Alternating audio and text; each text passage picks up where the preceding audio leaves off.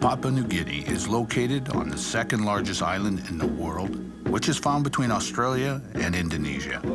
It has a population of 8 million people who speak 850 different languages.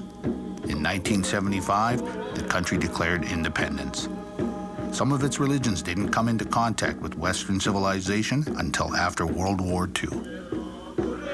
20 years ago, Czech biologist Professor Vojtěch Novotný founded the Binatang Research Center in a picturesque bay near the town of Madang. The center enables local students to enter the world of real science. In this series, you will see several talented New Guinea scientists. They will take you to a traditional festival, to the tropical forest, and to meet people who recall the era of cannibalism.